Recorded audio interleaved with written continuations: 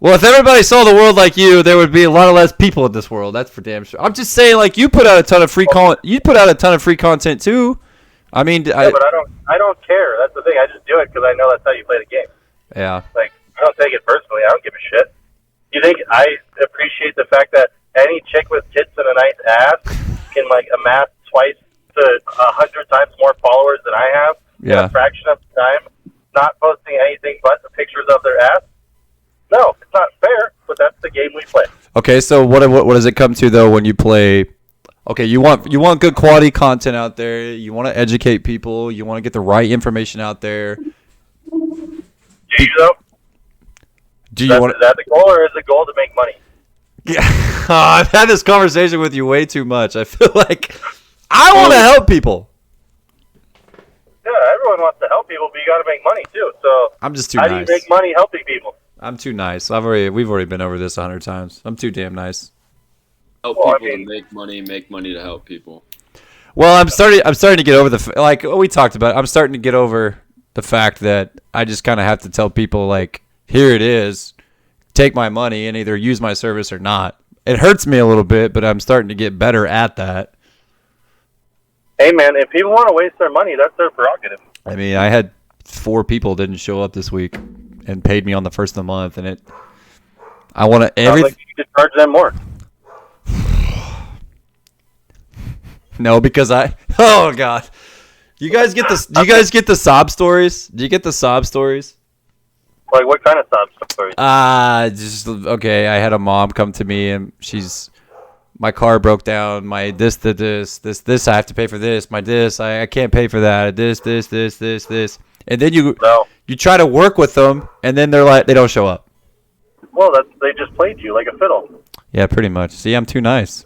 Yeah, you fell for the sob story when you can say, I understand, everyone has their problems, but like maybe little Tommy can get a job to pay for his training. Yeah.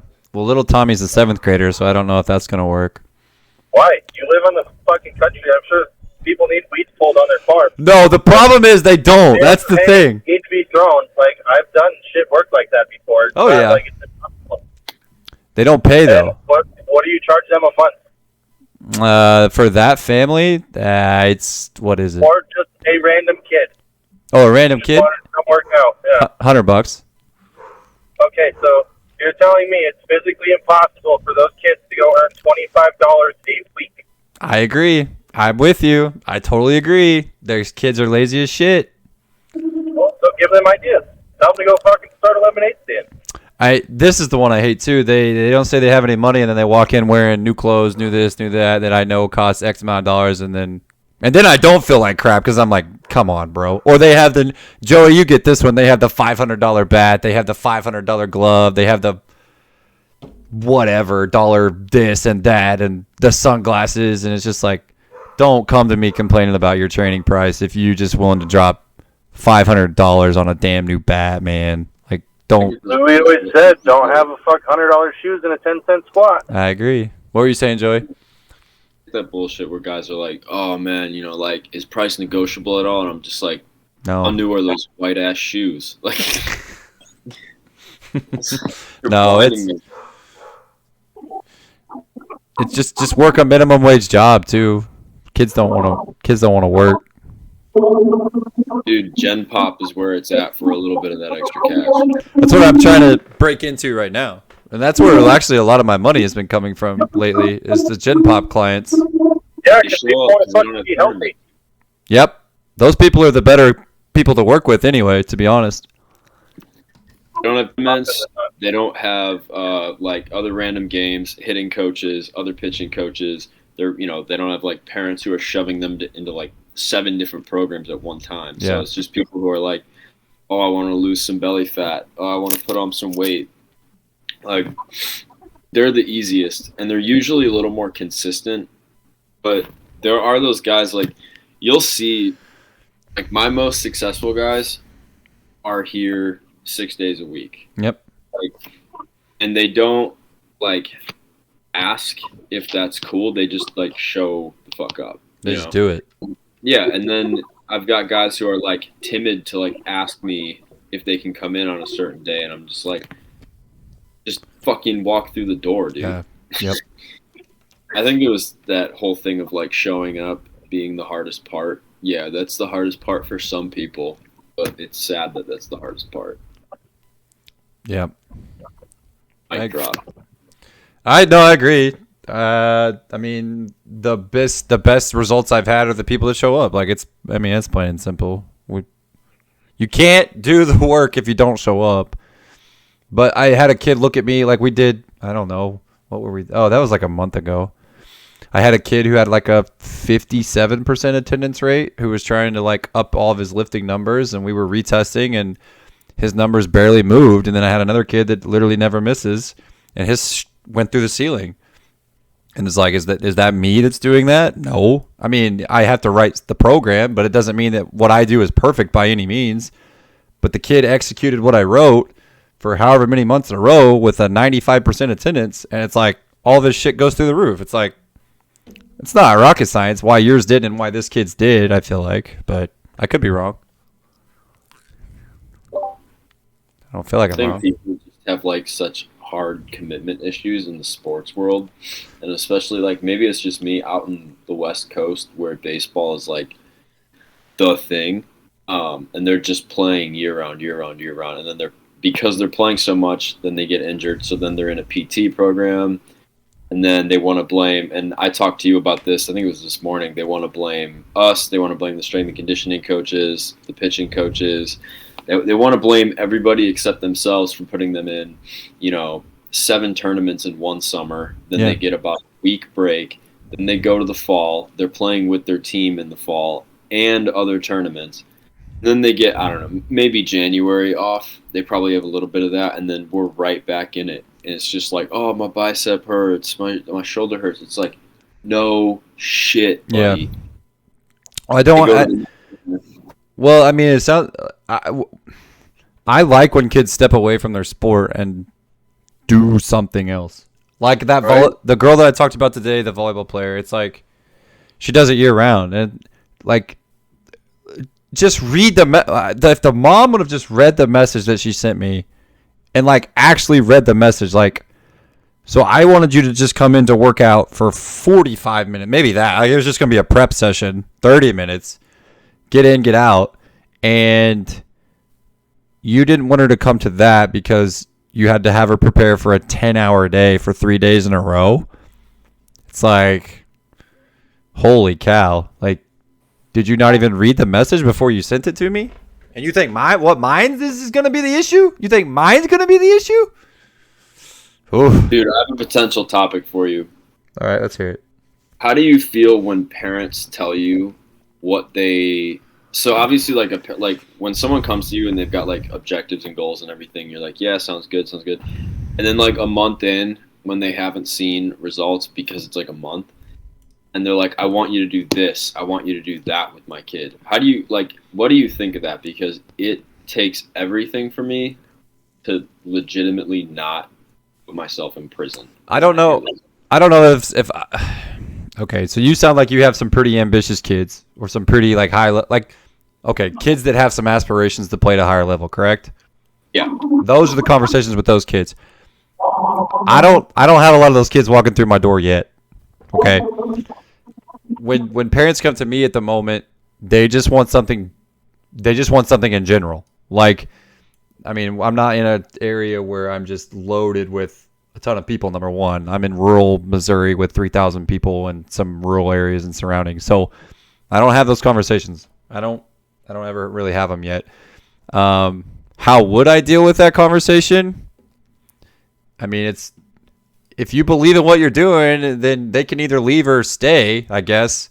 Like, this is what we do. This is how we do it. This is how we have gotten the results. If you can show them results of previous people that have came to you and the time frame with when working within those results, I think it's either going to be, do you want to continue doing it to work towards these results, or is it just, hey, there's the door and you move on to a new client? But it's hard. Everybody wants the quick fix. I mean, I put it in the application for sure. When people fill out my application, I mean, I tell them right there in the wording, we're not a quick fix. We're not in the business of program hopping, quick fixing. We're in this for the 17, 18, 19, 20-year-olds those years are the years that we really are going to start to see some big improvements. But like when a 12-year-old, I don't know, I had a 12-year-old, this is the one instant I had a 12-year-old kid whose dad was like, well, he needs to be fixed by like the end of this month because we got 12-year-old travel baseball coming up. And I'm just like, that shit before it's awful. That's not going to happen, dude. Like, I have a system, and the system is to make you a better player when it matters, not...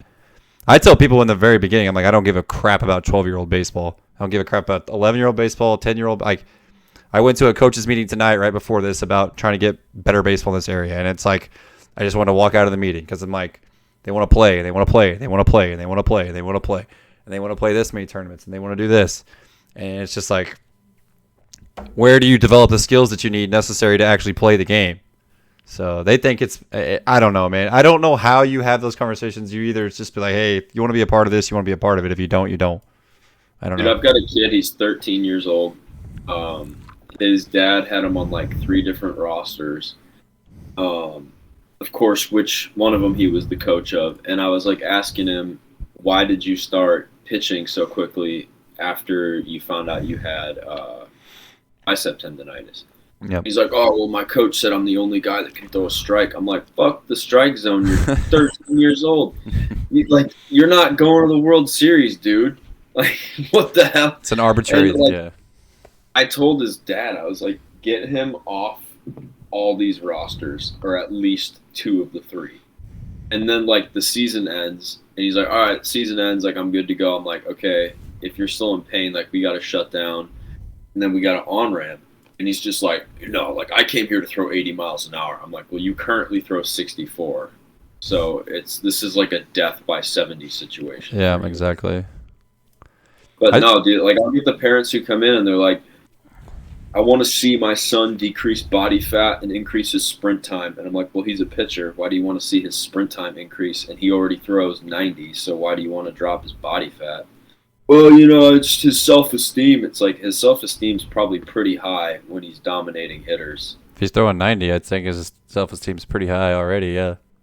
Yeah, no, but you get parents who are just like, oh, I looked at their program and I saw that there wasn't enough abs. Like, how come you're not doing core?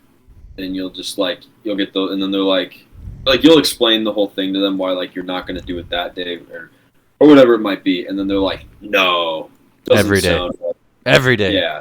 Yeah. And I'm just like, okay, well, I'll put it this way. Are you going to, squat every day?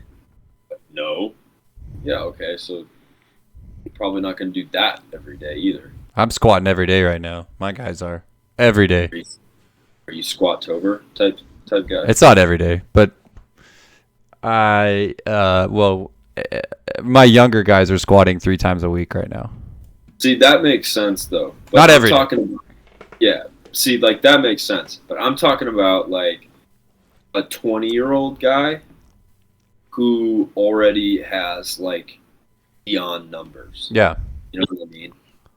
So it's I think to an extent, and, this is going more into, the skill development aspect of baseball. Whatever you want to get better at is what you have to do.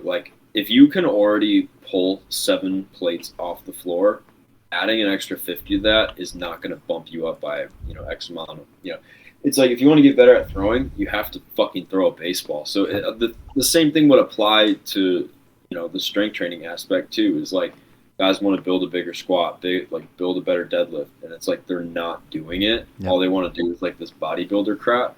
And you're like, okay, well, you haven't worked on the skill. You have to actually do it to get it. I think, so I had a kid that really had no training history at all prior to me meeting him a year ago. It's the kid that I always post the videos on that jumps really high now, and he pulled the 4 plates off the ground the other day for the first time, But, he has no skill history as far as, his baseball training has been very limited. He hasn't done a lot of things like that. And, in the first year, 9 months that we trained, we saw some improvement, which is really good. But, he's not playing baseball anymore. So now I'm sitting here going, okay, he had 1 year of, actually dedicating himself to developing the skill of playing baseball. What would years 2, 3, 4 look like if he continued to train this way and have higher intensity of actual or just better skill development overall as far as a baseball player is concerned? throwing higher intent more often, being able to throw those extra pins, or being able to just develop and refine his skills for a whole nother year alongside of what he was doing in the weight room, what would he have looked like in a year? But it's like we ran out of time. You know what I mean? So it's, I don't really know where I'm going with that, but it's no, he's not quite good enough to play at the next level. I mean, if you want to take him in redshirt, I'm sure, but yeah. I just think he's kind of done. You know what I mean? Like, he didn't have good experience growing up. He didn't have very good coaches growing up. He just didn't have the resources required to get him that much more interested in being a better baseball player until really just about 9 months ago. I mean, he poured everything into it. He had it for 9 months. And, like, we're talking about a kid that went from throwing 65 to a kid that was almost touching 80 before season rolled around. So it's like, with the 9 months that we had, that's what we got out of him. What would another 9 months do? You know what I mean? Like, the kid just casually, like with the day we were doing pull downs the other day, like, he's always around and just wants to be around the gym still because he still trains with me. And, like, we were doing pull downs and he rolled up and, like, casually just takes a 3-ounce ball and throws 90 on a pull down. Like, just strolled up, here's 90 off a 3-ounce, which I get it. It's not stupidly impressive, but kid's never seen 90 on a gun before on any. Kids barely seen 85 miles an hour on any throw. So it was just kind of, he's like that high ceiling kid that you're just like, come on, just keep playing, like, keep training, keep staying with me, keep doing things, but just couldn't convince him. So, can I ask a question on that? What's that? So a kid like that you're pretty sure isn't going to keep playing sports, but wants to keep training with you. Yep. How do you transition something like that to, like, okay, now you're just going to be an everyday average person and you're not really training for sports anymore? We just based it upon what he wants to do. So he still wants to be strong. He still wants to jump high. He still wants to be fast. And he just wants to put a little bit of hypertrophy on. Like, he just wants to be leaner and stronger. So we just change his diet a little bit. We tweak his diet, which really doesn't change that much from what he's already been doing as an athlete anyway. But none of these kids follow the diet very accurately anyway. So I haven't really changed his programming very much. I might change the amount of volume that he's doing, and we might do a little bit more bodybuilding focused stuff through different waves. But, like, he doesn't really want to change what he's doing because he still likes feeling like he's an athlete. So, like, hopefully that answered your question. Good question. Oh, it's just interesting because I think about, like, dealing with that disappointment of, like, I don't know, thinking about, like, what he could have done. Yeah. And now he's going to go and be an everyday average person. Yeah. You know? I wonder about that with, like, the high performance people like he has. Like, yeah. How do you deal with that, like, disappointment of some of those people, I wonder? I don't know that. Yeah, well, that's Joey. You got an answer on that one? Repeat that because I was coughing. So he's saying that, like, let's say, like, you have a high performing athlete and he just decides, like, it's either I'm not doing it, I'm done. Or gets injured or something. Yeah, or gets injured and, like, his career's over. Like, what kind of transition do you make with those guys in their training? Or, like, do they want to transition to a different style of training? Have you had that situation happen? Like, how do you retain that client? You know what I mean? How do you keep that client? I feel like it's going to depend on their age, because if you've got a kid who's about to go to college, I mean, more than likely, if they're not local, they're probably going to abandon that. Like it's probably rare that you have a kid who's like, I'm not going to play baseball anymore, but I still want to be an athlete, so, like, make me an athlete. Yeah. But like, retaining that guy, I don't know, that's tough. But is it environment? It could, I've got guys who have told me, like, when my playing career is over, like, can I have, like, a membership type thing? So that, like, I would accredit to environment probably. Yep.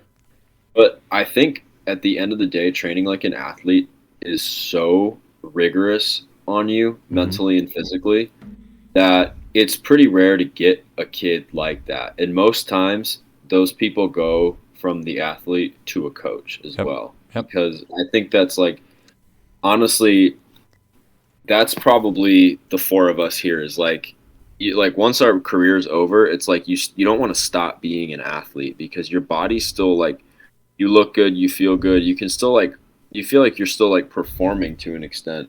Yeah. but it's a rare type of person. I mean, like, because when you look at most, ex-players, they look shitty because like they've put their not even just like put training aside. Think about like the way that they were probably eating, drinking, all that. I mean, that's the volume in food is probably increasing as the volume in training is decreasing. Yep. So I don't know. I've never dealt with that. I really hope I don't have to. Well, yeah, it's tough. Go ahead. I don't know. I think retaining is easier when the guy or the girl still wants to see some sort of athletic result. Otherwise, they would just join an everyday gym. So that like if a guy stays with you or a girl stays with you post career, they haven't joined some like Crunch Fitness, Anytime, LA Fitness, some type thing, then you're providing a service to them that's invaluable. Yep. Well, so I've got two that have done. They're not playing anymore. So far, have stayed with me this summer.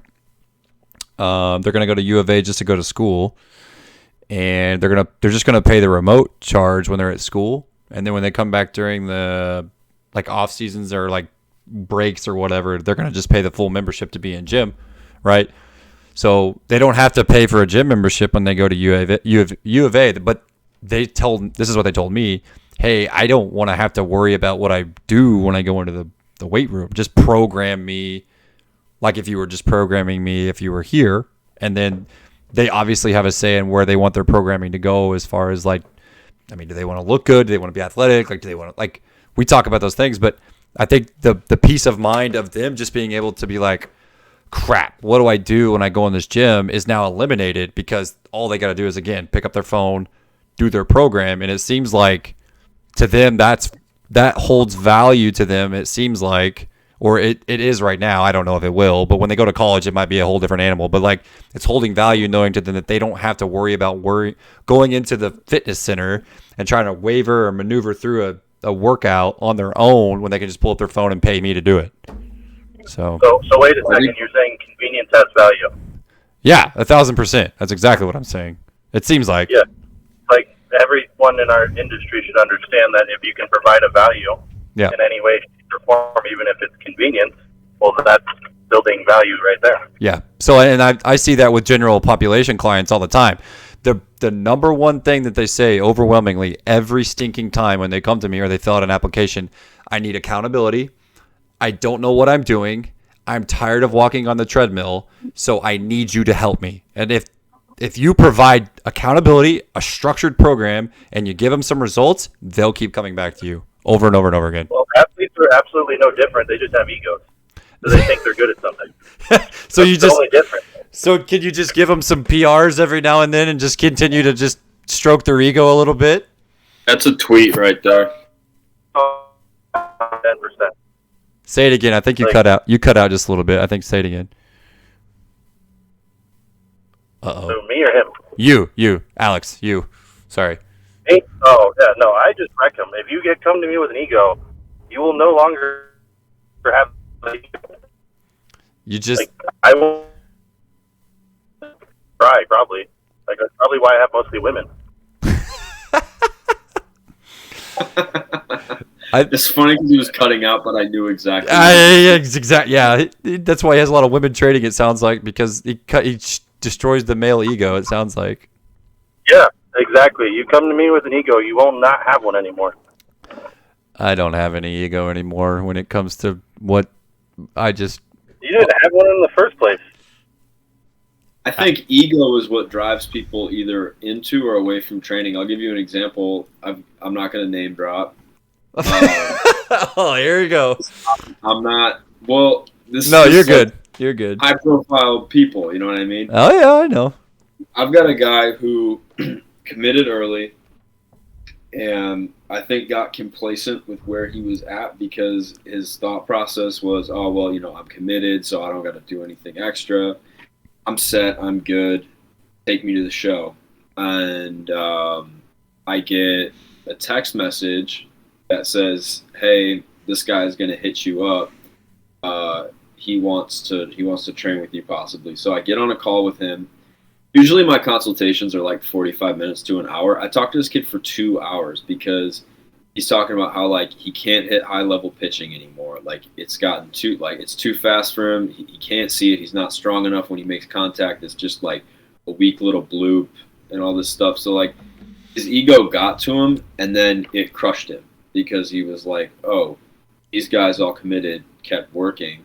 I didn't, and now I'm hitting, like 170 in summer ball where all the scouts come out to see me. Sure. So his whole thing was just pretty much like, I don't care how you do it. You don't have to, like, I don't do anything fancy with him. Right. Like I legitimately just got into the conjugate method with him because all he needed was a stimulus. Yep. Like that's literally all he needed. He wasn't doing anything. No resistance training experience whatsoever previously. Yeah. And I mean, he's strong now. He is. It's for him now. It's more of a mental thing. And like, luckily, I don't know jack about hitting, so like I don't get blamed. Send them to me. For their I don't get blamed for their crappy games or anything. That's on the hitting coach. How about we just trade from now on? I'll let you do my throwers, and you just send your hitters to me. Deal. No, but that's just the thing is I think like a guy's ego is going to drive them into or away from success. Because I think you have to get crushed a little bit first. You know how you crush people's ego right off the bat, or I found? They're ugly. Well, that'll work, but you make them jump. You make them jump. On testing day, you make them freaking jump. You want to crush an ego real fast? Crush it. Make them jump. What if you got one of those freak guys who legitimately can just like find a jump they suck at? Like I just find one that dude. Okay, no. Again, I'll speak to my populations. The kids that I have around here do the same. They could recite their workout word for word from August until May. What they're gonna do, they can recite it word for word. Main lift, accessories, warm up, everything. Right. So, again, it goes back to your stimulation, right? You just give them a little bit of variation within what they've done and just stimulate them in a different way, and they just shoot through the roof. Like, I don't do a whole lot. Like, I just kind of give them a little bit here and there of what they're not getting, and it's just like, where did that come from? You know what I mean? But if you want to make them, these kids, they can lift some pretty heavy weight when they come to, for the most part. Like, I don't get a lot of football guys, but I'm pretty sure if the football guys came to me, they'd be pushing some pretty good weight. Because one thing I think that the football program does around here, they make their kids strong. I will say that. They do a pretty good job of making their kids strong. But they don't make them explosive. They don't make them reactive. They have no agility. Any of this stuff that they need to actually play football other than just being strength, they don't have a lot of that. So they come to me for a testing day, and we make them jump, and they are just blown away at how terrible of jumpers they are. Like they'll go look at my leaderboard real quick, and they'll see where some of the other kids are at with their jumps, and then they'll see where those kids are at in their lifts too. So it's like, okay, they see that they're fairly close on their numbers here, but then their jumps are not even close, and they're just like, what the hell? Like, how do they do that? How do they do that? And they're just like, you can just see they have this moment. I also saw it when I was in Arizona, when I was with AJ. I'm not going to say any of the guys that were coming in there, but he would have basketball guys come in, and basketball guys, that's, you know what I mean? Like, that's their ego right there, jumping, dunking, like doing crazy things in the air, right? And then you'd put them on like a box jump or an approach or something like that. I remember this one moment. It was hilarious. I had gotten on AJ's board with like an approach box jump, and it was like 53 inches or something like that. And a professional basketball player who played overseas came in for a testing day with AJ because he was going to start training with him.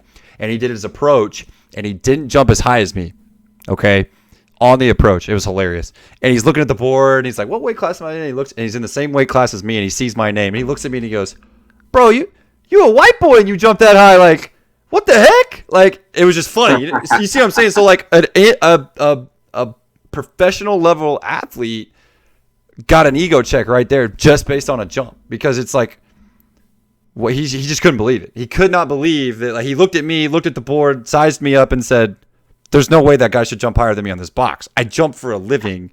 So, killed his ego right there. You know what I'm saying? Hey, to go back to doing what you should do with the ones that can jump, Send them to play a real sport. Send them to play. Wait, say that again. I'm sorry. I didn't know. Send them to play a real sport. The ones When that, you said when you get kids that can jump, yeah. yeah. Instead of playing baseball, send them to play a real sport. What would be classified as a real sport? I'm just fucking with you. Anything that includes more athleticism. You just than hate standing there. baseball. Stop it. Stop it. Exactly. You're 100% correct. I have well, I mean, I see a few basketball players that come through, so that's kind of an important skill to have in basketball, but Well, no, what it's telling you is how well your nervous system works. That's what it's telling you. tell me, explain this to me, because I can't get it through to these kids that, like, they're weak. They're, like, weak. Like, I got a senior that can barely deadlift. They're, like, trap bar deadlift, like, 225, and he wants to jump higher, and I'm like, you need to be able to put more force into the ground. That's why you can't jump as high. And he doesn't understand that concept. Rate of force production. He can't do So that. you can't generate force faster if your overall force is not very high. That's what I told him. I'm like, we're trying to increase this number, and we're trying to increase how fast you can get to that number. They just blown away though. They just like can't figure it out. I'm like, okay.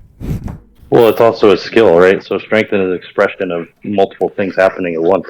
I found that out too. Like people that go crazy about increasing like RFD and like jumps and things like that. For me, it's not really been a force output thing or like an RFD thing. It's like you just need to jump more. Like, because when you watch some kids jump on testing day, you're like, oh dear God, please don't hurt yourself. And then they just jump more and they get better at the skill of jumping. It's like some of my guys can't believe that the volleyball players are better jumpers than them. I'm like, what do they do every day they go to practice? They're jumping all the time. They have the skill that is better than you. So like, they're gonna jump better than you. You're a baseball player. How many times do you jump on a field? Like never. So anyway, I don't know where I was going with that, but it just. Oh, but think about how much better they would be at hitting if they could orchestrate jumps in a much higher efficiency. Yep. So why don't people understand that? Like Because they don't understand how the body works. Yeah, so but people ask me all the time. They're like, "Well, baseball. There's no jumping in baseball. Why are you making your guys jump?" Can you, Mr. Highly Intelligent than me, try to explain this to a way that people will understand why we have our kids jump? Well, you have to understand synchronization and the code rating and code firing and all that stuff. Yeah. So, like at the motor unit level, the smallest motor units or the slowest ones activate first. Right. Well, to activate the biggest ones or the most intense ones, you have to do something really intense, right? And the rate coding or rate of fire coding that happens to do that, well, you have to practice that to be able to do it, Right. right? Like I got a new client today because she's an endurance athlete and she doesn't know how to max out. Like she doesn't know what trying hard is. Right. She just gets scared and doesn't want to try hard. Yep. So, I mean, do I need to go further? Do you like more explanation? You could go as far as you possibly want to explain, but I mean, yeah, that's a good explanation. People just don't.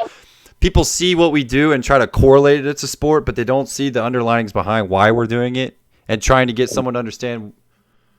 Like That involves understanding science, so like that's going to the root cause, right? Like there's a much deeper level of understanding you have to like actually coach people on to do things. I'm not trying Right, to like tell my people science. They don't even understand half the shit I say anyway. right. I had to It's hard explain to a lady today, like she is done really good at exercising for her whole life. She's never trained. Mm-hmm.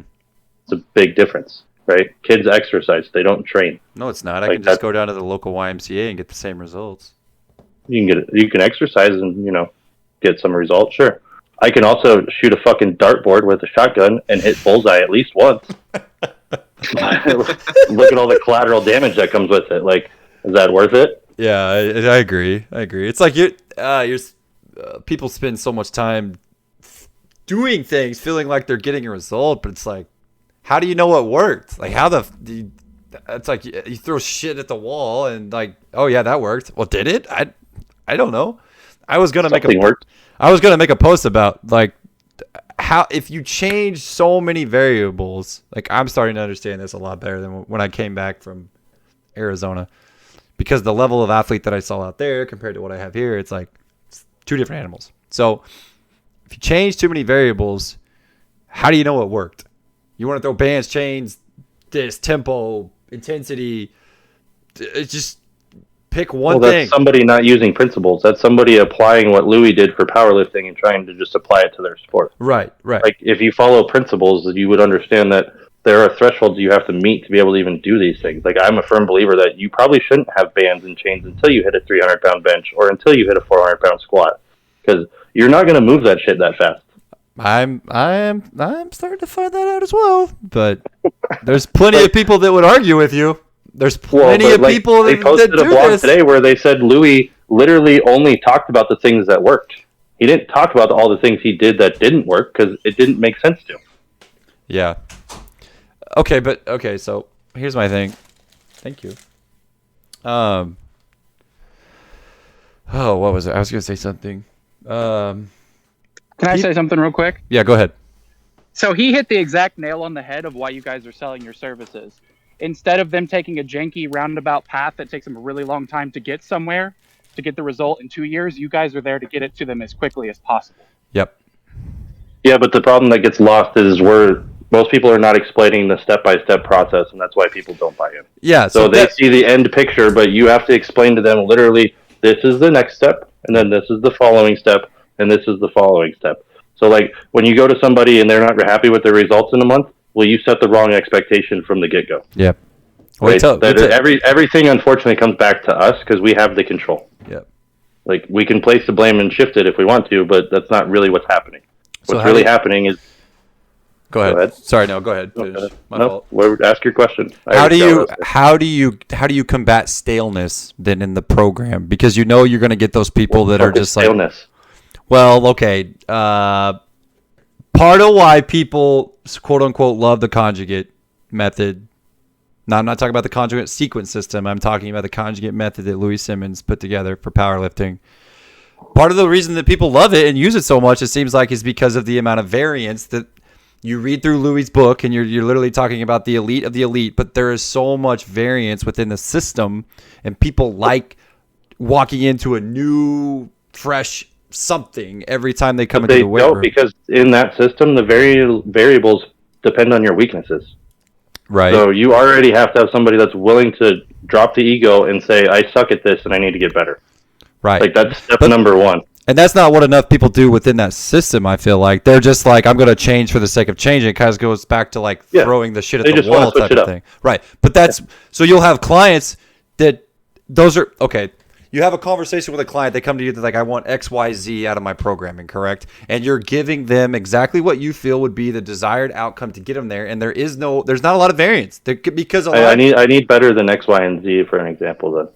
Like, you got to role play this out a lot more if you want an answer. I'm not good at role right now. I just tell them, like, look, you going to pay me for the programming, or do you want to write it? I guess that's what I'm trying to say is like, you give them structure, and they look at your program and they go, well, why am I doing the same things? They're getting bored, is what you're saying. Right. So they're getting bored with what you're doing, but it's like, but you're getting results. Like, we're doing exactly what you want and what you wanted.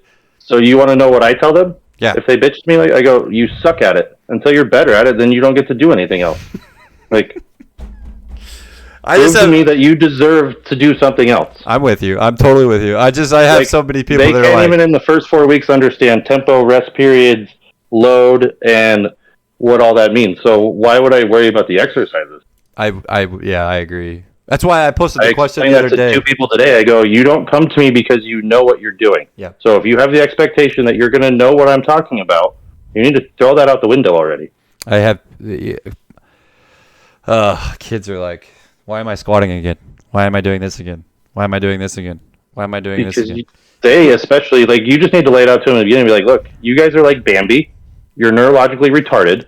And you have to be able to do these things at a very, very high level if you want to be an athlete. I agree. I am not disagreeing with anything you're saying right now. I'm just saying you will lose. I don't know that you will, but people say that if we don't, I'm going to lose clients if I don't change. New bar this week, new bar that week, new bar this week, new bar that week, new deadlift. And that's the trap that I fell into. Trying to decipher Louis Simmons at a low-level knowledge understanding of what Louis Simmons was talking about, I was just like, screw it. Every week's different. We're going to change everything. So then you're just like, Oh, great. He PR'd. Cool. But like, wait a minute. How did I do that? Like, what did I do? How did I get that result? And when I started just scaling back a little bit and being like, okay, let's run this for a duration of time. See if it works, which, again, you and I have had this conversation as well with kids. A lot of things work. Pretty much everything works. So, Yeah, the shotgun approach works 9 times out of 10. yeah. But I'd rather give them structure and see them progress on a specific, like a... What you should be giving them is like what Ziegler does, is he's making them humans that are better for life. Like, that's a bigger product than you can buy. Yeah. So if you can offer something that is invaluable, Yep. well, then you don't lose clients. Yep. But I guess better humans is arbitrary in the day and age that we live in now, you know? No, There's there's gonna still be- the same standard. I was gonna say there's gonna be lazy people that give up no matter what you do. Yeah, You there's- can't take not everyone is for us. you can't take that to heart. Alex, I feel like you and my brother would get along really well. This is my brother, by the way. Why? Because he's not as sensitive as you are? Yeah, he kind of just doesn't give a shit. I mean, that's for sure. Oh, I'm definitely more sensitive. I just realized that 99% of people are freaking morons. So I don't listen to them. Oh, well, yeah, I would agree with that. Oh. I'm trying to eat below screen. I'm sorry. Freaking hungry. You can just turn the camera off, too. None of us have cameras on. Well, yeah, I thought this was going to be... You guys are a bunch of dum-dums. I thought we'd all I be mean, I on can turn mine on, but it's like the ground. it's the cemetery, which isn't exactly, I don't hear the thing to show off. I don't hear your sled. Where's your sled at? I'm not doing the sled. I hate the sled. It's crazy, but I'd rather come out here and walk for an hour and a half than do 10 minutes of sled because I can actually like listen to stuff while I'm doing this. What, dead bodies? You just dragging bodies instead of a sled? Dude, I listen to YouTube videos, I listen to music, I do all that stuff. Whereas 10 minutes with the sled, I don't even have time to listen to anything. That's our hometown with 1,200 people. We grew up in that town. That's 1,200 people in that town. Small town So stuff. you know everyone in that cemetery then? Probably. There's a good portion. I mean, there was literally a deer out here last night eating the grass. So that tells you how middle of nowhere we are. Oh my god. Joey, how specific? I would say how specific. How much variance do you offer within your programs? Because I feel like when you and I talk, the level of athlete that we're talking about are. Let me ask you this: what's the training age you feel like? And maybe you don't know, but like, what would you guess the training ages of your populations are that are rolling through your door out there? And I'm not talking about like they've done some lifting here and there. I'm talking about like what's their training, like how structured programming. What's it look like when they come through your door? I either get guys who have had a lot of structured programming, or I get guys who have had none. I don't think I've ever had a between dude. Because for the most part too, like when a guy, and this is crazy when I think about it, a lot of my guys who started with me are like turning 18 this year too. So, they've been with me for like two going on like 3 years as well. But I would say like the majority of people that come in though have almost no training experience, or their parents gave them to a personal trainer at some point, or just like, hey, you want to buy a squat rack for the house and hopefully you use it. You got stuff like that. But like, then I've got a guy who, and he is my absolute most complicated case, who did bodybuilding, he did powerlifting, he did pretty much every sort of lifting and building you could imagine. Mm-hmm. So like, and this is a kid who can box squat. I think it's 515 or more. He can pull 7 plates off the floor. Is this the kid that this is the Instagram kid? Yeah, Okay. strong, just dummy strong. And it's not like if you looked at him, you'd think he weighs like 185 and he weighs like 210 or something like that. Claims that he's fat too. It's hilarious. But, yeah. Mm-hmm. That's like- that's under average for MLB standards, by the way. So Yeah, but it's just like you get guys who are either super inexperienced or super experienced. That's what I find. And you're like, from what I've found is I'm typically last resort of like, oh man, I've been doing like all this shit. and none of this shit sticks. Mm-hmm. Or I'll get people who are like, oh, we haven't done anything before. What you do looks really good. And then the thing that sucks about that too is it's like, when you tell someone who's coming to you because they saw, the big, sexy, shiny object on Instagram, which is usually like the big PR. The big moment. Yeah, the big moment, VBT use, or, whatever it might be. They think that they're going to be doing that on like day one. And it's like, no, like you have to, A, GPP, B, maybe like even after that point, like you just don't need it. You're not ready for it. Yep. If I throw everything I have at you at once, by the time you actually need something in that pile, it's not working anymore. And I actually conjugate mobility that way too. Like, because there's going to be a time and place where a guy, like, it's just no longer gonna work. With like, there's only so much like stretching, pails, rails, FRC that you can do with somebody that like to a point where like it just becomes not even maintenance work to them. That's why I even like sometimes I'll give correctives to a guy who actually like legitimately has some serious asymmetries and stuff. Like I'll give him a couple correctives to just help with that. But even then, like I'm gonna put that in waves. I don't know. I think I probably just went off on a total tangent there, but No, you're good. Back to your question. They either come in extremely inexperienced or extremely experienced. That's just what I've gotten. But I'm also like California is weird, and like I've only lived here. It's really freaking weird. I've only lived here for a while. Like I'm from Chicago. I'm used to. That's even worse, probably, but whatever. Yeah, I hate it. But I'm used to like growing. I'm used to grow like when I grew up. Like I had a lot of teammates who like we just grinded through the snow and the cold, and we would fucking celebrate, even if it was like 20 degrees out. If there was sun, we were practicing outside. Yeah. We were running sprints, or we were gonna go throw outside. Like we were gonna do as much outside as we could. And here, it's like kids are just, you get a couple kids that are pretty tough, or they're just willing to do whatever work it is. But like, these kids have just been spoiled by weather and the ability to play year round. Right. Where it's just detrimental to their training performance, which leads over to their field performance. Like, well, I feel like people. I think it doesn't give them a chance to explore other avenues either. Like because if I have the ability to play baseball, if I have the ability to play baseball year round, well, if that had been me, I probably would have done it, but I didn't, and it gets cold, so we played basketball. That's really all we did. I just played basketball. I mean, I'm trying to think if we did really. Well, we played soccer when I was a little kid, a little bit. Well, I have a current kid who he took an off season to basically just play some basketball, just because he just like wasn't finding joy in baseball for a while. And he was like 74, 76 in the off season. Ended up being more around like 78, 80 during the season.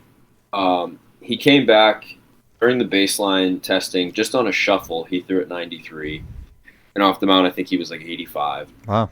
So we're like, awesome, we're in a good position. And he's like, I still want to play basketball. Like, I need to take my mind off baseball. I don't care like what these numbers look like right now. I'm just miserable in the sport. Yeah. So, I'm just like, he comes in and lifts here and there, but obviously I got to manage the stress between that and basketball. And he really didn't even play during the season. He just was on the team. He got like, a little bit of playing time. And he came back and he was just in a better mental state, which I don't think is talked about enough with sports. It's just like the mental health. But now he sits 86, 88, and he's touching 90, sidearm lefty, and the amount of run he has on the ball is he barely ever has to throw anything other than a fastball. Right. Because it moves that much.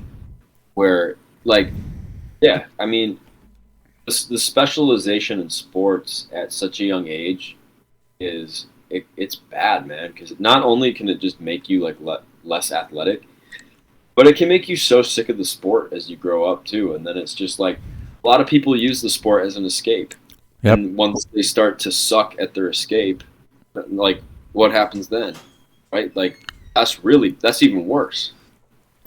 So Alex brought that question up in his service or his Discord server. He talked about Oh, he just proposed the question. I mean, I'm going to pull it up. I'm going to pull it up right now. He said, how much do you discuss the mental side of everything with clients? So, how much do you discuss the mental side of things with your clients? I had like a 45 to an hour minute talk with a guy who currently he throws about 88, 90 going into college, nervous, and is kind of like, he's like, oh, like I got recruited for throwing a straight 90 mile an hour fastball with almost no off speed, and we're trying to like no, dude, like you need something that moves, and you need multiple things that move. Mm-hmm. And it's like we had a 45 to an hour 15 conversation, him and his teammate. And just because he's so mentally like bucked right now, that it's like that. I think today was like a big wake up for me. I mean, like I've had this conversation before with like 17, 16, even 15-year-olds, because like it's hard being a teenager, especially like what's going on in the world right now. Yep. But and this was the first time that I saw like a guy who has been like pretty mentally stable, or at least has been able to show that he is, show signs of like his whole world falling apart. Mm-hmm. You know what I mean? Like, because he put his identity into this game, into training, and I'm like, bro, you need a distraction.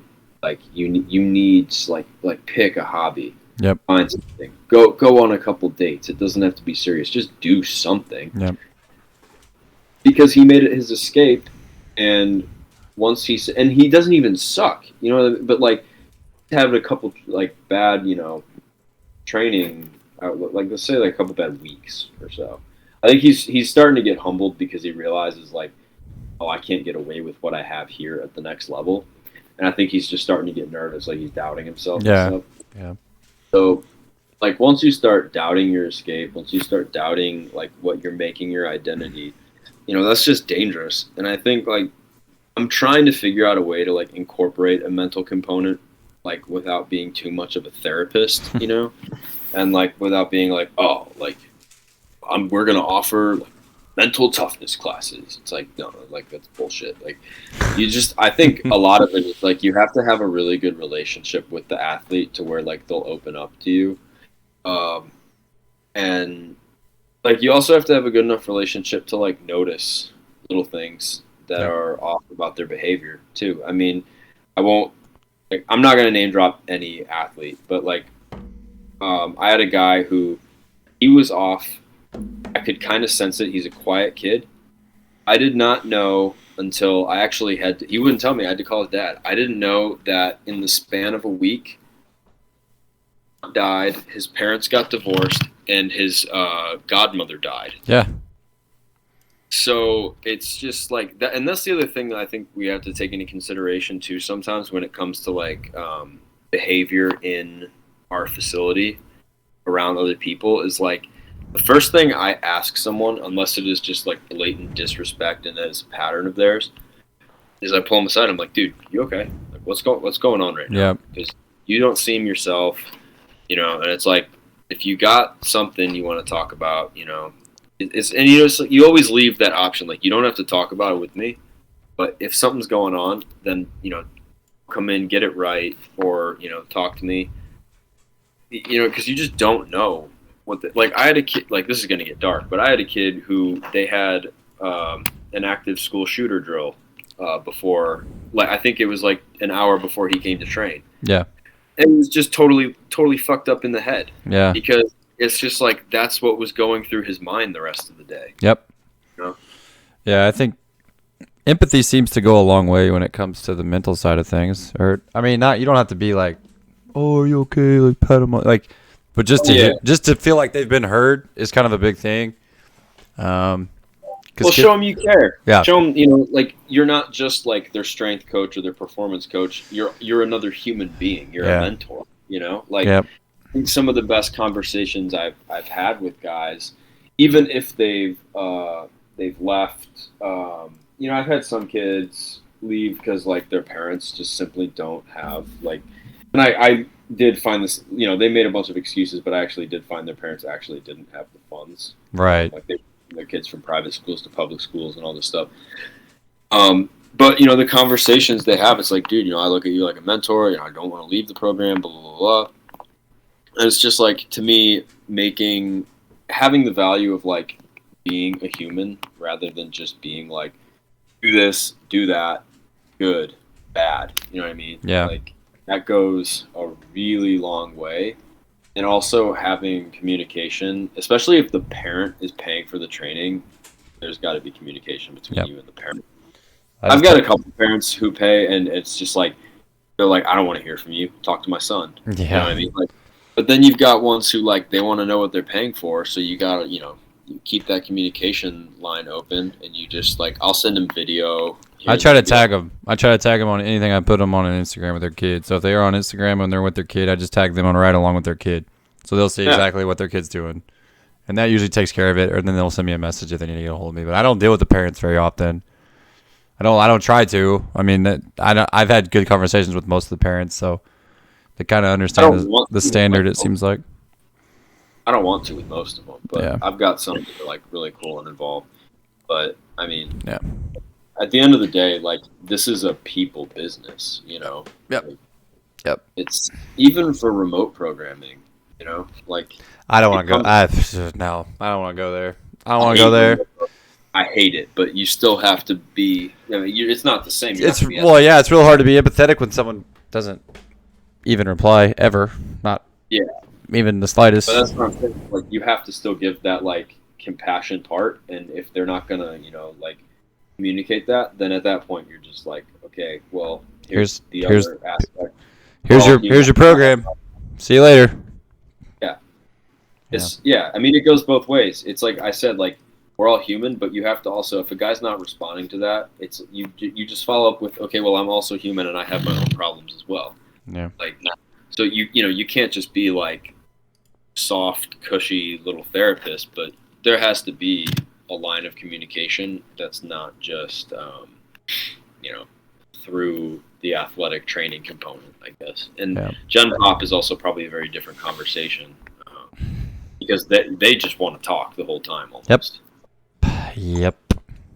But Alex, do you have that actual conversation with your clients about mental toughness, or you just tell them to be mentally tough and move on?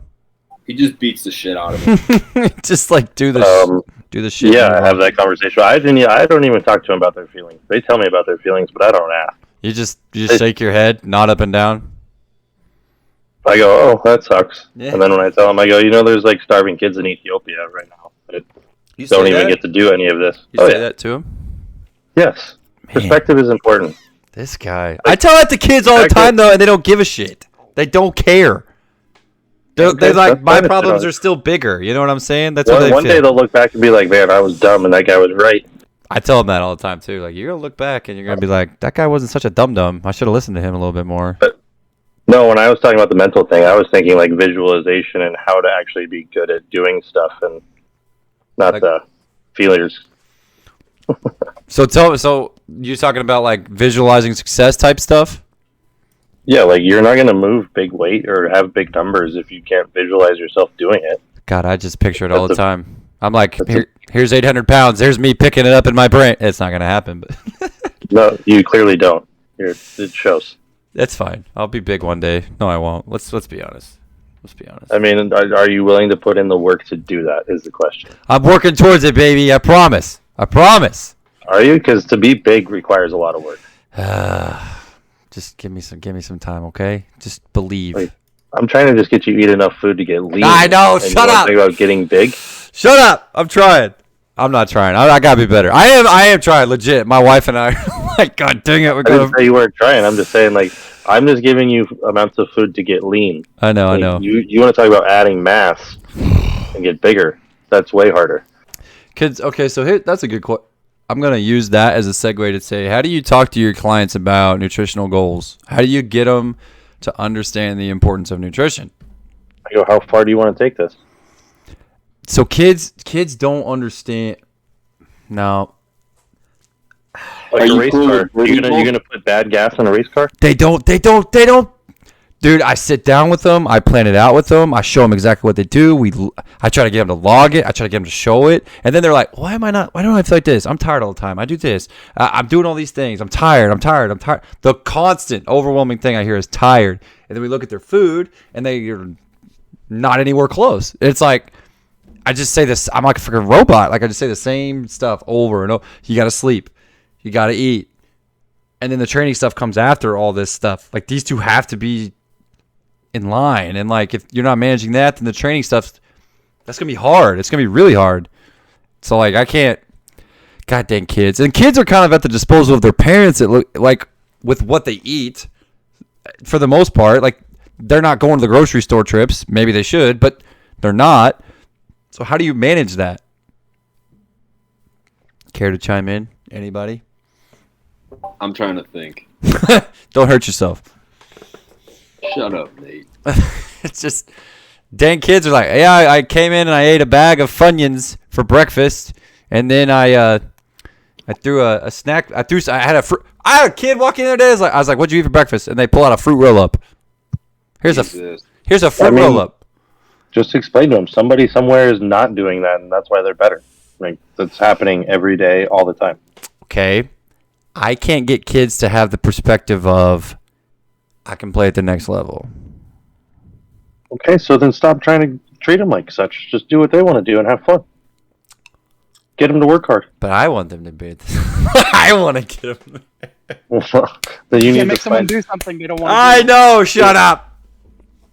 Like I get that, but it just like, what's the point of trying to force a square peg into a round hole? I hear you. Instead, just make them strong and get them to work hard, and maybe they'll take work ethic from it and apply it elsewhere in life. Yeah, I can't. I don't want to complain about my kids too much. I don't. They do work. They do the work. What I put on the program, they'll do it. They will do it. I will say that. But sometimes I'm just like, man, I got to scale back a little bit because nobody wants to eat right, so it's not a kid thing. Yeah, you're right. Because I don't want to eat right. I got a bag of Doritos sitting here looking me in the eye right now. I haven't touched them. I think when you talk to kids, you're also trying to like get out some of the things that their parents have like engraved in them too, which is like you've got parents who don't know anything about nutrition, and you know it's just like I don't know. There's all sorts of you're talking them out of like years of shit that they've just been told by the people who raise and feed them and teach them everything. So when you're taught something as someone that doesn't know anything about shit, like how are you supposed to take that habit away? You got to have a lot of patience, and I think you also have to talk with the parent too. If we're talking about kids, now when it comes to like older teenager, bus, now that's a they problem. That's no longer really within like a parental thing. Mm-hmm. If you show them everything that matters and you tell them why it matters, and maybe you even have like one of your best guys or gals come out and testify and be like, look, this is what really took me to the next level. Like I've had guys who, like they saw my Whoop strap and they're like, oh, like what does that do? I explained the whole thing. I explained why I wear it, coach. And they're like, oh, whoa. And then, they come out later and it's like their performance ups. And I'm not trying to like, be like, oh, everybody get a Whoop, get an Aura ring, whatever it is. It's just like, but like if they're objectively tracking something, like I got people who are like, oh, dude, I consistently sleep 8 hours. They get on the Whoop, it's like they're in bed for 8 hours, but they're spending so much time awake, they only slept for like about 5.5. And I'm like, boom, there you go. Like you're not sleeping. Or we can look down and we're like, look, you're disturbed during all your REM cycles. So then you can go into like, here's some supplements that would help. Like that's just one little nugget, I guess, that I can think of. And I guess, and Whoop is relatively also like in a price range. We're like paying $30 a month for it. And like, if you get referred, that's like, both of you get like no charge. Yeah. So I think it's a good way of like kind of introducing that to them and being like, look, well, if this is your sleep, here's a way you can track it objectively, as opposed to like, oh, I was in bed for this many hours, but it's like, you don't know when you woke up. It's like, got up to, piss or shit, you don't know how long you were awake either. Well, kids think too, like, I went to bed, so I'm asleep. It's like, okay, so I ask, I'm like, what time did you go to bed? Like, well, like 11, 11:30. I'm like, so really you went to bed, you were asleep probably at 12, 12:30, maybe 1, because you're probably doing this. And even if you're not doing this, your brain still has to unwind from all the shit that you're looking at. Like, so getting kids to understand sleep sucks. I'm like, just go to bed. Like, just go to bed. Like, get your phone, put it on airplane mode, put it away from you. Don't let it light up. Like, that's what I do with mine now. Like, when 9:30 rolls around, I tell them, do not disturb. If I reply to you after 9:30, it's a miracle because I probably just can't go to sleep and I'm checking my phone. But I literally put it on do not disturb and put it away from me, or try to do that, and it's helped me immensely. And like, kids just think they have to have this constant, and well, not just kids, everyone, the constant stimulation, right? And like, just go to bed earlier. You can wake up earlier, and you still have the same amount of time in your day. Like, but every day I get it. Kids walk in, hey, they look like crap. They're dragging. You can just tell, hey, what time did you go to bed? 11, 11:30, 12, or I don't know. It was really late. It's like, there's just so many uncontrollables that we can't control, that if they would just manage a little bit. Yeah, just manage a little bit. Just manage them a little bit. It would help and go a long way. It's crazy. I think one thing that help is you take an objective and you just say, okay, you're bad at this. Let's focus on this for like, let's say a week, right? Like, and you just focus a little bit on that for like a week. They start to improve, and then it just, I mean, most things like, yeah, like it's like, if you're talking about things that become habit, that's way more than a week. Yeah. But if you're talking about like let's just go back to like sleep. Like, hey, you need to sleep more. Like, you're not one of those people that can just function on 3 hours. Like, I've met those people that can function on 3 hours. They are psychos. Not me. And they probably have bodies in their car. Yep. Like most athletes are not. There's no bodies that you can find. Okay, take it easy. But like, it's just like, if you take something and you're like, let's just focus on that pinpoint. And it's kind of like the conversation you and I had about one of your guys was like, if you just are trial and error for just a little bit, just be willing to fail for a little bit. And it's like, when it comes to sleep, it's just like, dude, you can put the phone down. You can stop playing video games, read a book. No, I can't. Like, you know what I mean? Take some fucking supplements. Like, do something that's gonna help you. I usually hook them up with Caleb if I can't. Like, yep. I'm not. That money myself. You're not taking my video games from me. I'm gonna keep playing those. Okay. Nothing you can do about it. Nothing you can do about it, Joey. Sorry. Fortnite. Well, you're not taking Fortnite's calling me, buddy. But I'm not trying to throw 90 miles an hour anymore either. Oh my gosh, there. Yeah. So kids are like, well, you say you're staying up late doing programming and you're doing this and doing that. I'm like, I'm not an athlete anymore. Like, I don't have to perform at the level that you do. Yeah, it's probably not optimal. And yeah, I know I should be sleeping too if I'm going to tell you guys to do it. I get it. I totally get it. But I don't have to go play 10 volleyball games on a freaking Friday, Saturday, Sunday. I don't have to do that anymore. Like, I don't have to. I'm sorry. It's laziness, dude. But I have my best days are always after I sleep more though. Like, it always happens. It's like, it ain't no dang coincidence. Like, I have insomnia and I still make the effort to try. I'm not like the throw my hands up, wave the white flag and surrender to like never sleeping again. It's just laziness. Yep. Like, I've found ways to combat that. People just like they for whatever reason don't want to sleep. They just don't want to rest. Oh. It's like they think that they got too much going on. But I feel like, and even like this goes into the Gen Pop area too. It's like it's harder to explain because you're not going to be like, oh my God, you've got this competition to get ready for. It's like, but you can explain to them. It's like, goals though. I'm still not losing weight. It's they have like, goals, okay, yeah. Well, you're not sleeping. How much are you drinking? Or not eating. How much are you not eating? Yeah, exactly. How much are you not eating? How much are you drinking? Are you not sleeping? Are you sleeping? Like, how much time are you spending dedicated to, like, I don't know, like, I'm sure you guys can attest to the same thing. It's like, even when you put your phone on Do Not Disturb, you're still working to some capacity. Your brain is still going. Like, I've woken up in the middle of the night and I'm still, like, trying to problem solve for somebody else, and it's super unhealthy. Yeah. But, like, and I think I've gotten better at that as time's gone on. But, like, my brain is always, like, still kind of, like, functioning in work mode. And I'm trying to, like, kind of find that off switch for myself where it's, like, Pick up golf. on... Dude, I'm so bad at golf. I've got hobbies that are not athletic just so I can stay away from even think. Like, if I play golf, I'm going to be like, oh, let's think about rotation. No. You know what I mean? Nope. Golf has been so good for me because it's like, God, I got this little white ball and I just get to hit it a freaking mile. You know what I'm saying? I love it. Dude, I play the drums. I draw. I do all this. I do stuff that just has nothing to do with any, like. That's why I like video games. Honest to God. That's why I like video Music. games. Meditation. Yeah. You want to turn your brain off, man. You have to find something that you don't care about being competitive at. You see, Alex? You see? That's a good point.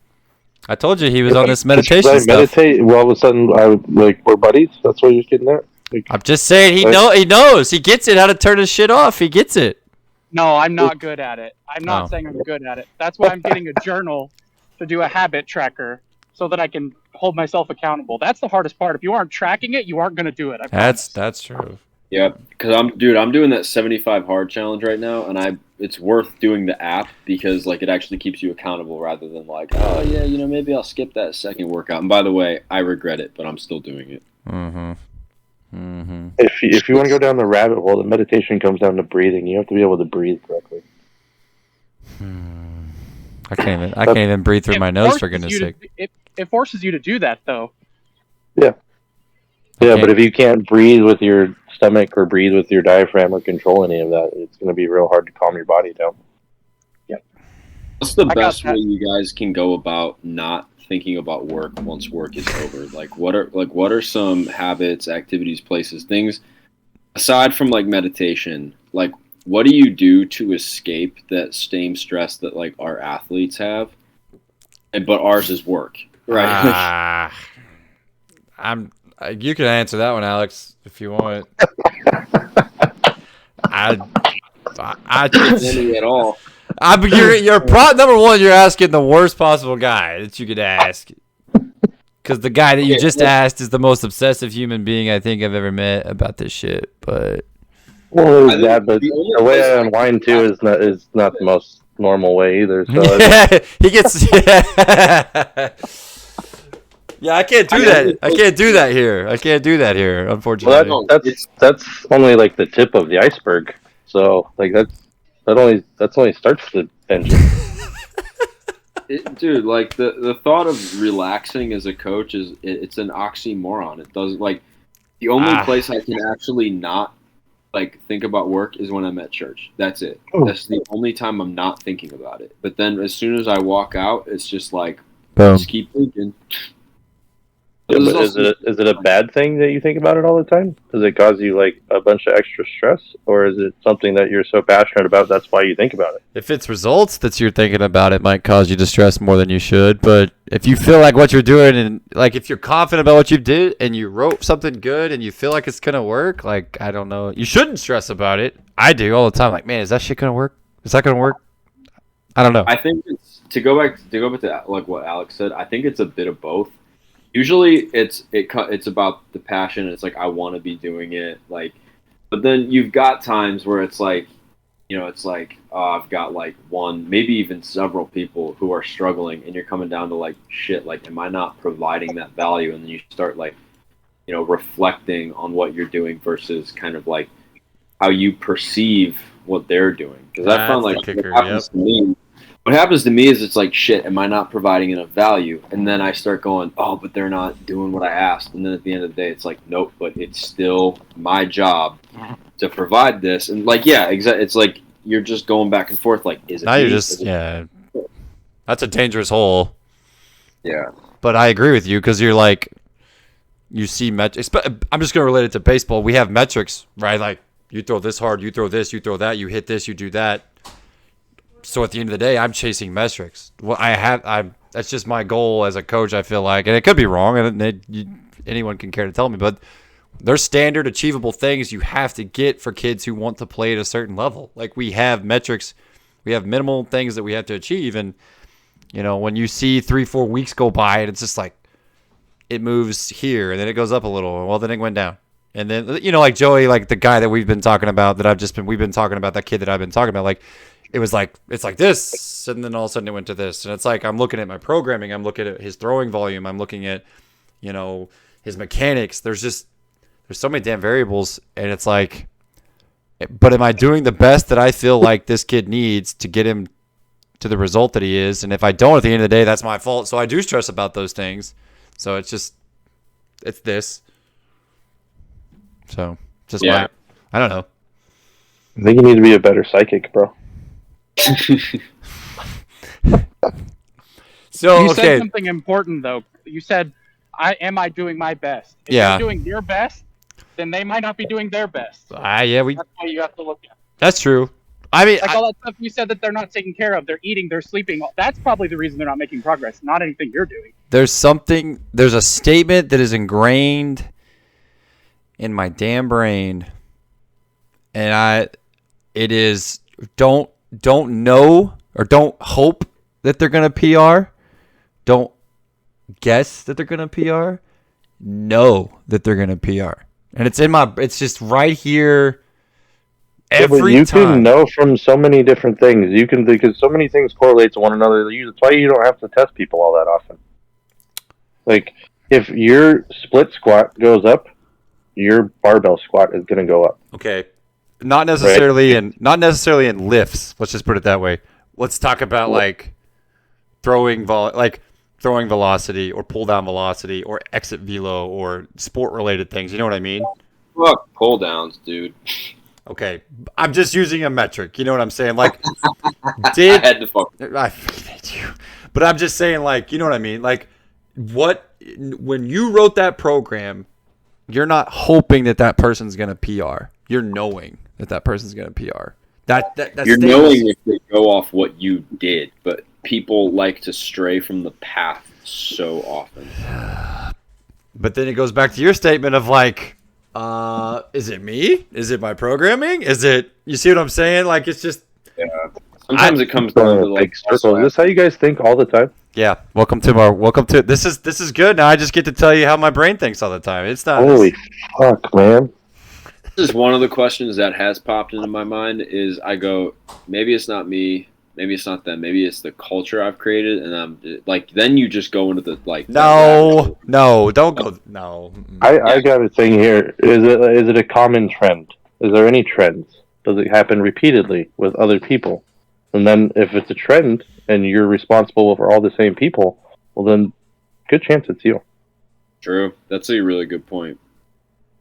That's something that like, you know what? Thanks, Alex. I'm gonna refer back to that like a lot. Because that's a really good point that I've actually really never like verbalized out loud, or maybe like of too much. Probably just went in the selfish direction of like me and this person, me and that person, instead of like me and the whole crowd. Yeah, because usually you're not fucking up one person's programming. There will be a trend.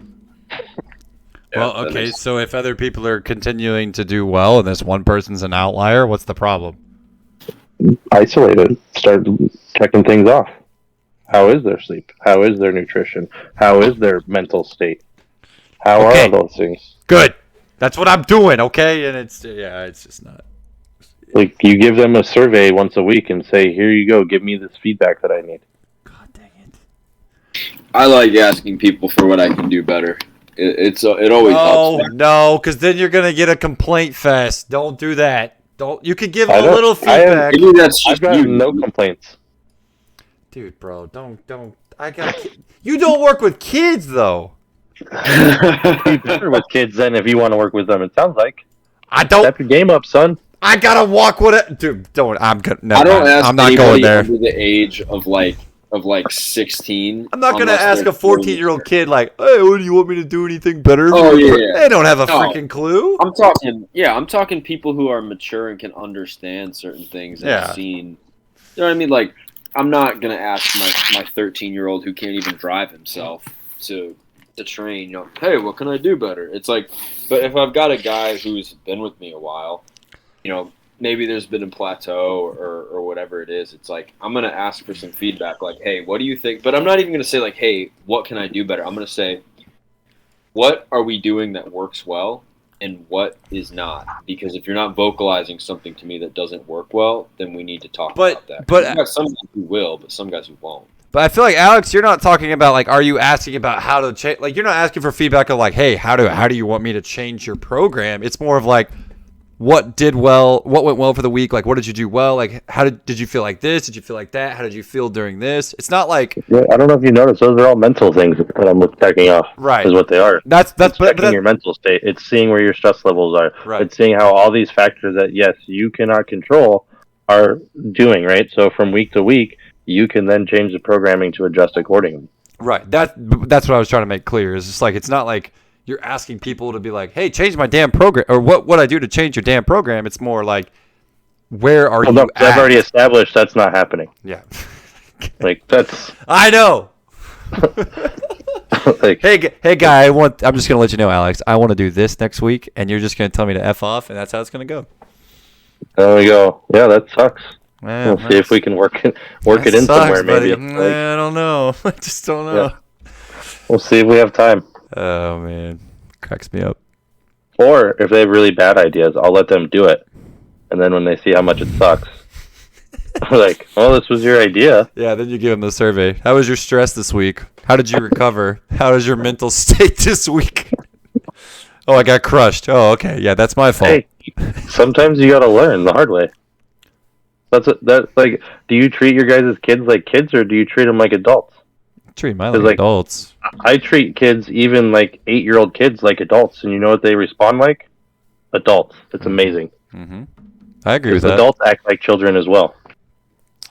I agree with that. Like, all these things you deal with the younger kids, think about another 20 years of bad habits on top of that. And excuses. Oh, I try to cut. No, I cut that out. Those I nip in the bud. It's psychologically programmed. They give you excuses without even realizing they're giving you excuses. Right, but I just walk away at that point. Like I just walk away. I'm like, I've told you why you're not. I've told you what you need to fix. I've told you how to fix it, and then you're gonna give me another excuse. I just turn around and walk away at that point. Like I go to the other side of the gym. I'm like, I'm not talking to you. I'm not talking to you. What more do we have to? Okay, so you told you know what I mean. Like you told me your sleep sucks. You told me you're not eating. You told me like you're still learning. I usually repeat it back to them so they can hear it out loud again, and then they go, "Oh." I get this one though. Like I'll say that, and then they'll do this. Like they do this like dejected, like defeated thing, and I'm like, yes, that's how I want you to feel because you sucked again. But like, okay, good example. Had a kid come in Monday, and I know I know what their habits are like on the weekend. Like I just know. I know what they are. They're young kids. They want to live it up, baby. You know? Yeah.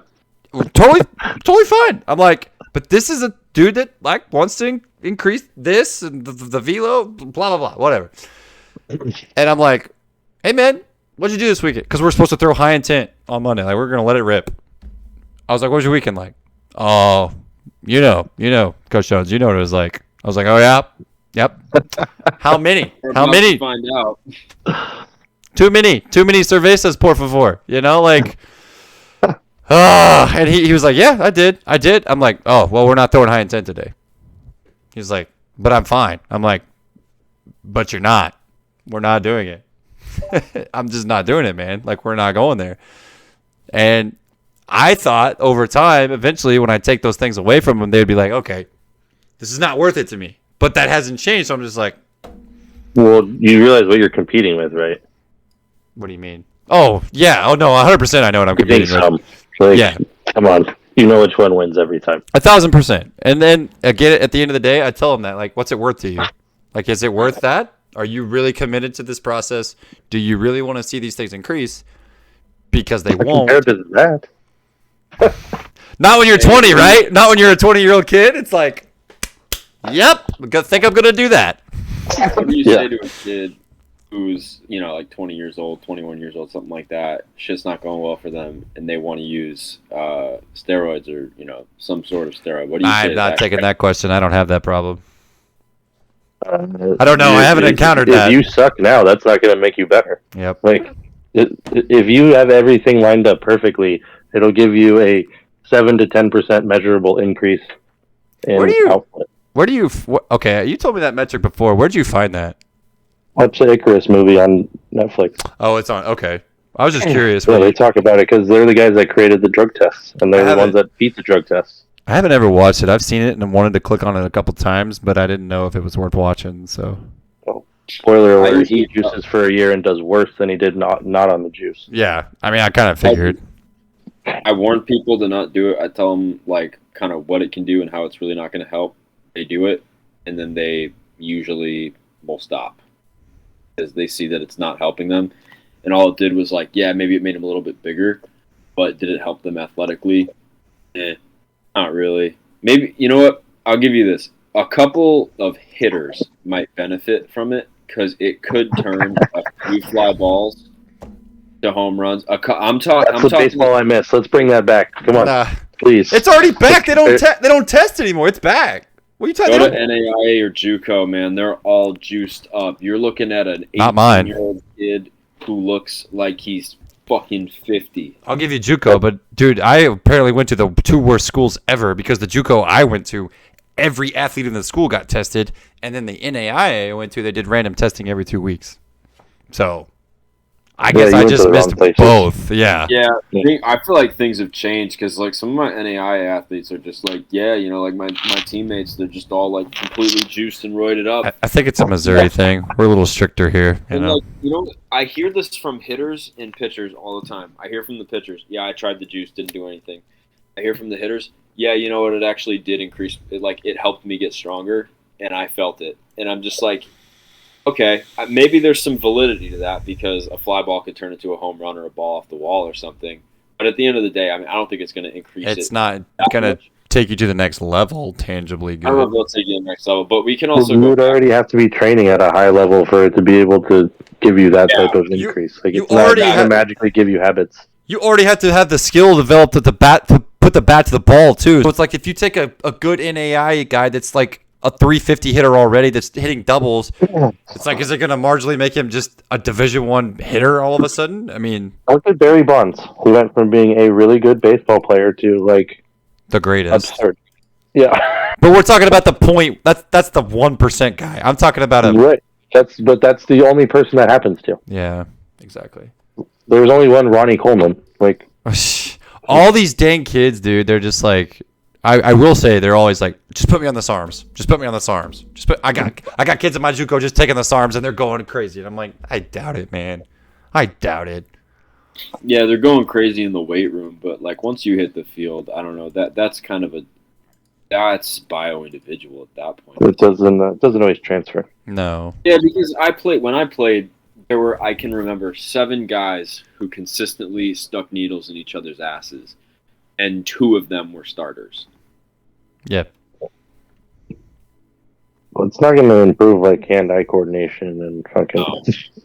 No, it's not going to improve your skill acquisition. It'll probably add a little like beef to you. It'll beef you up. You're not Like, if you can't It hit, can you improve can't your hit. focus and tenacity yeah. and your work ethic, but if you're you- not doing any of that before, it doesn't matter. You can't hit, you can't hit. I tell the kids all the time, if you can't hit, you can't hit. It doesn't matter what this damn weight room does. Spend some more time and craft on your skill, or it ain't gonna matter. Because I was not a weight room guy. I was not a weight room guy. I didn't touch a weight in high school. Didn't touch it. We didn't have a weight room that was bigger than this room I'm in right now. Didn't have a weight room. Got to college, hit the weights, but it was just god awful. Like I was doing bodybuilding stuff with one of my roommates, and it made me a little better. But like, got to my next school, same thing. Weight program sucked. Like, but I could hit. I had the ability to freaking rake day in and day out. What I was doing in the weight room was not determining whether or not I was getting on the field. I could hit, and that's all I cared about. So like, transference there is like if you're spending too much time in the weight room and you can't hit, you might want to devote a little bit more time to hitting and get out of the weight room just a little bit. You know what I mean? So I think that's where like path of a lot of people who run the strength side and the skill side, which we call like ourselves performance coaches, is we can find ourselves in a bubble and be like okay, like I'll say it out loud. I'm more passionate about the strength side of things. Like as much as I love the skill stuff, at the end of the day, I would rather be on the floor than, like looking at the gun, breaking down video. Like I'd just rather be doing that because that's hard. It's fucking easier. Yeah, it's easier. Yeah, that like the throwing, or I should say lifting, the weight room, all that stuff does not keep me up at night with an athlete. Right. So going back to that before, like what stresses me out is the skill side of things. I agree with that. Yep. That is so different. Yep. And it's like I have to explain it to guys all the time. Oh, my numbers are going up. I'm running faster. I'm jumping higher. I'm lifting heavier. Blah, blah, blah, blah. It's like, no, okay, well, how much time are you throwing?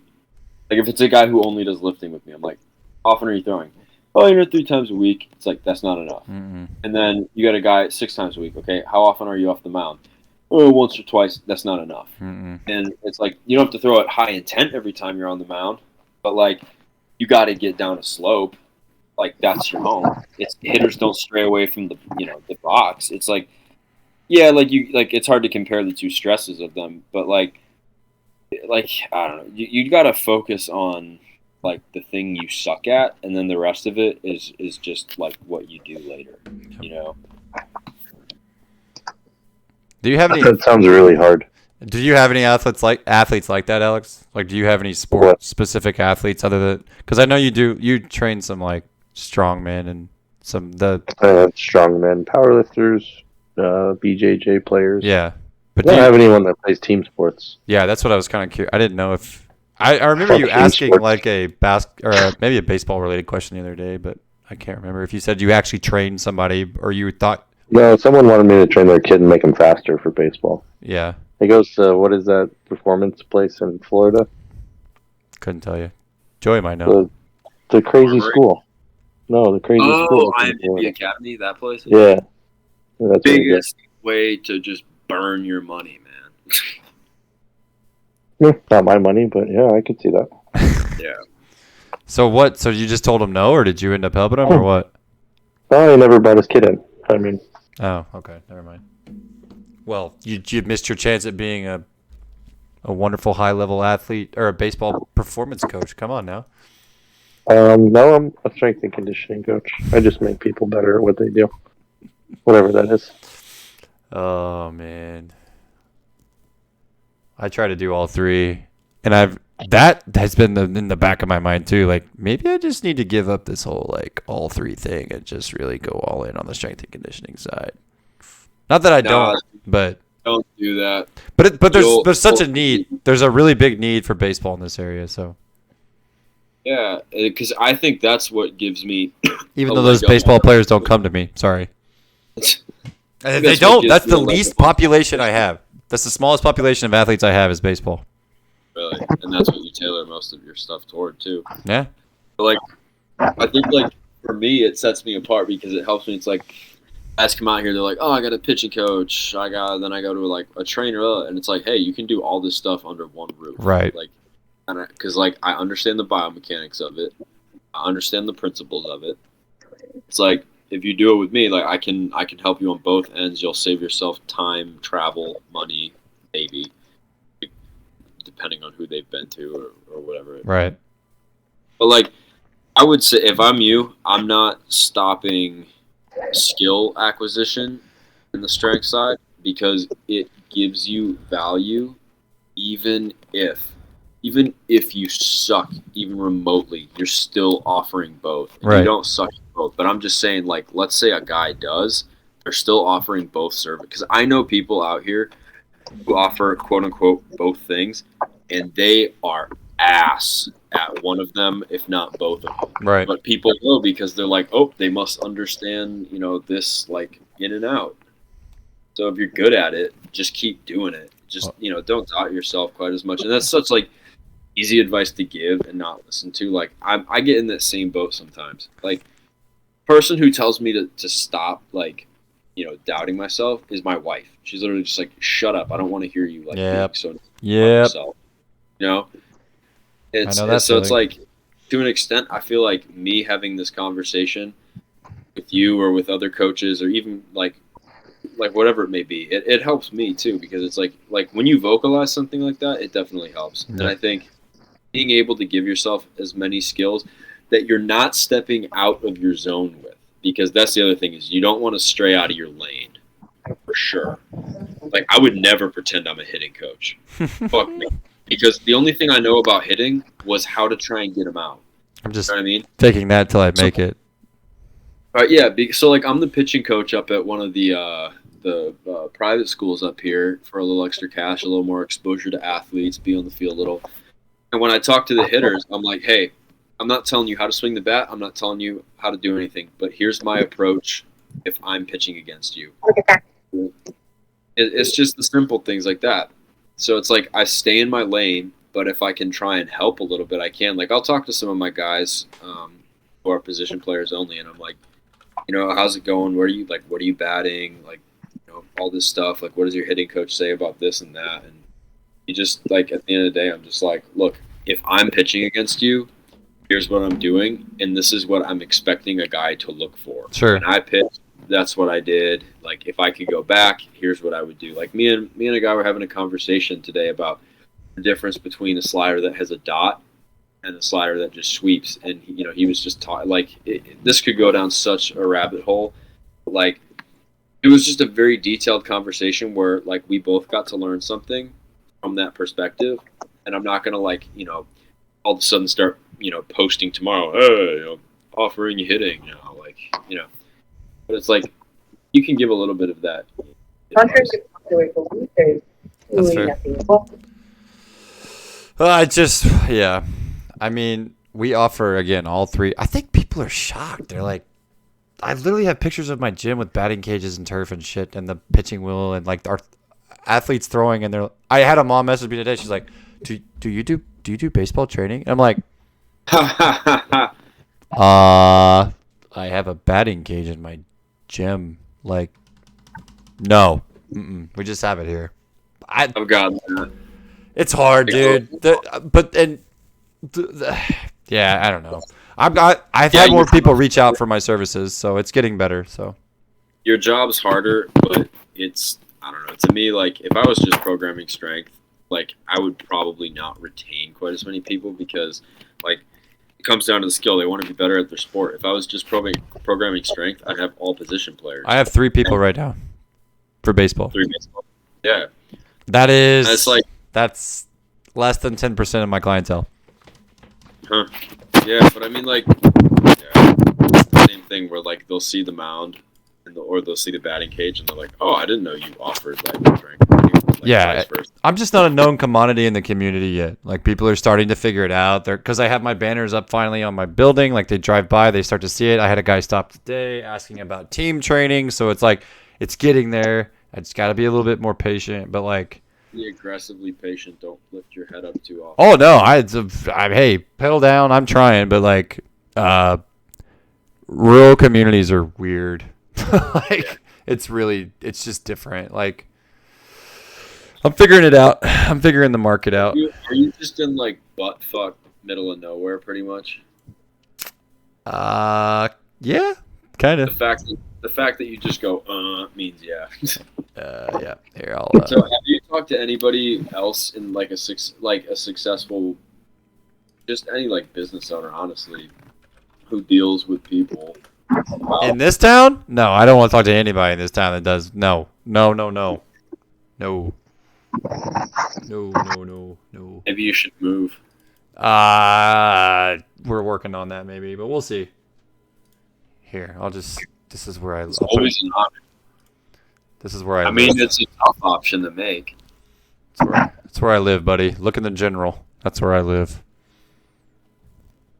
I mean, I see your stories of you pulling sleds. It looks like it's in the middle. Dude, the funniest thing in the world, like when my guys pull the sled, or girls or whoever, people will literally stop and drive beside them and, like, have full conversations with them while they're pulling